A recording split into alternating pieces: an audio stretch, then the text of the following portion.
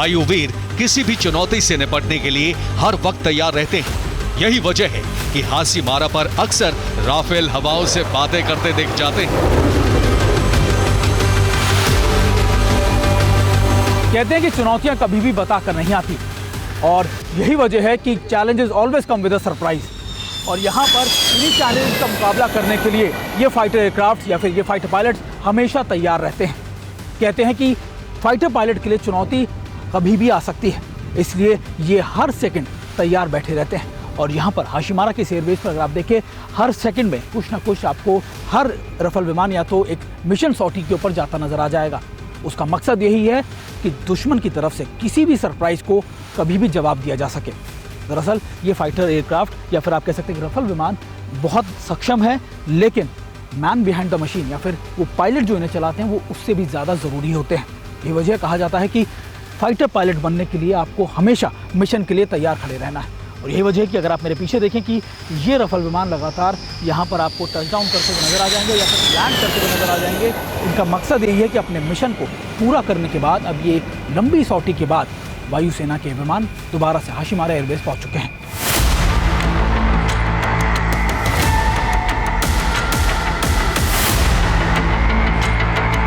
कोई भी fighter pilot एक आम इंसान से इसलिए अलग होता है क्योंकि जिस तरीके की उसकी ट्रेनिंग होती है या फिर जिस तरीके से लगातार वो ग्रेविटेशनल फोर्सेस को हैंडल करता है, वो अपने आप में एक सबसे अलग बात होती है।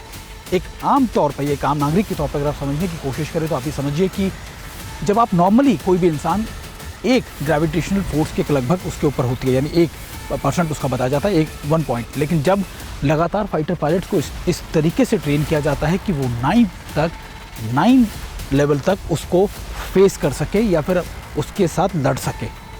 एक आम इंसान मैक्सिमम टू मैक्सिमम 4 से 5 जी के बाद सस्टेन नहीं कर सकता, यानी वो मर जाएगा। लेकिन इन फाइटर पायलट्स को इस तरीके से तैयार किया जाता है कि वो 9 जी तक आराम से सस्टेन कर सके। यानी ये लगातार प्रक्रिया, रोज़ की प्रक्रिया होती है जो उनको निभानी होती है। और यही वजह है कि फाइटर पायलट्स की ट्रेनिंग हर रोज़ होती है और इसलिए ये हर सेकंड तैयार खड़े रहते हैं। हमने आपको बताया कि आखिरकार हाशीमारा की स्ट्रैटेजिक इंपॉर्टेंस क्या है, लेकिन यहाँ के चैलेंज भी उतने ही ज़्यादा इंपॉर्टेंट है।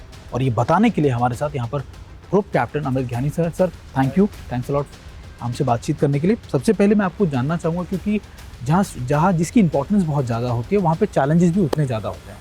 यहाँ पर एक फाइटर पायलट के लिए क्या चैलेंजेस होते हैं? Okay, firstly, I'd like to say that Indian Air Force के fighter pilots को challenges बहुत पसंद हैं।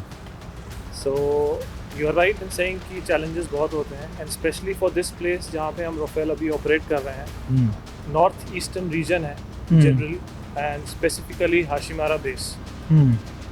तो आपको पता ही है कि North Eastern region में when it comes to weather, the prediction of weather is that much more difficult। जिस तरीके से यहाँ weather build up होता है, जिस तरीके से वो रहता है और कभी कभार क्लियर हो जाता है, itself is a very big challenge for an aviator.